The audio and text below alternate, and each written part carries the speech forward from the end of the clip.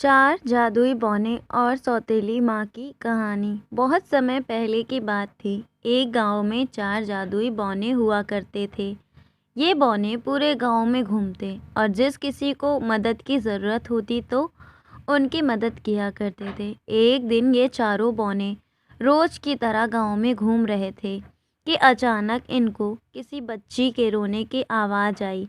जैसे ही बौनों ने अंदर झांक कर देखा तो एक प्यारी सी बच्ची कपड़े धोते हुए रो रही थी और पीछे से किसी औरत के चिल्लाने की आवाज़ आ रही थी। अगर आगे से होमवर्क करने की बात कही तो घर पर बैठो और घर का सारा काम करो। जल्दी ही तुम्हारा स्कूल से नाम कटवाती हूँ। यह कहती हुई वह घर से बाहर चली गई। चारों बौनों ने सोचा कि हमें इस बच्ची की मदद करनी चाहिए। फिर क्या था, उनमें से एक बौना बिल्ली में बदल गया और रसोई में रखा दूध पीने लगा।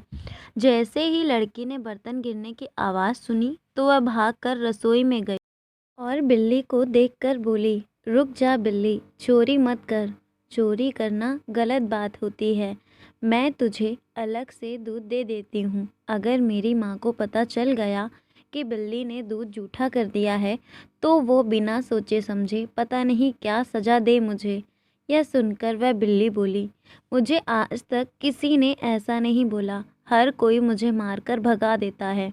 तुम बहुत नेक दिल की लड़की लगती हो, लेकिन तुम रो क्यों रही थी? बिल्ली के पूछने पर लड़की ने दुखी चेहरा बनाते हुए बोला, मेरा नाम गायत्री है। यह मेरी सौतेली माँ है। मेरे पापा काम से अक्सर बाहर रहते हैं। माँ मेरे साथ बहुत बुरा बर्ताव करती है और पापा मेरी बातों का विश्वास भी नहीं करते। इसलिए मुझे माँ की बातों का बहुत बुरा लगता है। अगर मेरी असली माँ होती तो मुझे इतना बुरा भला ना कहती और मुझे पढ़ाई करने से भी मना नहीं करती। यह सब सुनकर बिल्ली ने दूध खत्म किया और वहाँ से चली गई और गायत्री अपने काम करने के लिए जाने लगी। जैसे ही उसने दूसरे कमरे में प्रवेश किया, उसने देखा कि सारा कमरा एकदम साफ था। कपड़े धुलकर रखे हुए थे। देखकर गायत्री ने बाकी के कमरों की भी सफाई कर डाली। कुछ समय बाद जब उसकी माँ आई तो घर का बदला रूप देखकर वह हैरान रह गई।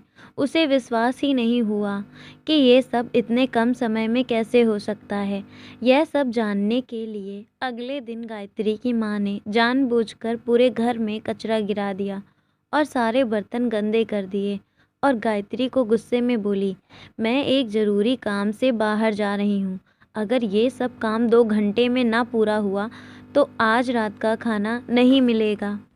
यह कहकर वह घर से बाहर चली गई। गायत्री बहुत डर गई थी और जल्दी में घर का सारा काम करने लग गई। यह सब जादुई बौने देख ही रहे थे कि उसी वक्त गायत्री के हाथ से एक कांच की कटोरी गिरकर टूट गई। यह सब देखकर गायत्री समझ गई कि आज रात उसे भूखा ही सोना पड़ेगा।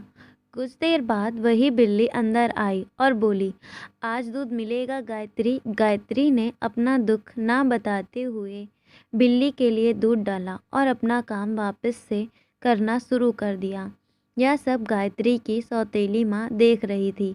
उसने देखा कि जब तक वो बर्तन साफ कर रही है, पीछे से कुछ बौने घर का सारा काम कर रहे हैं।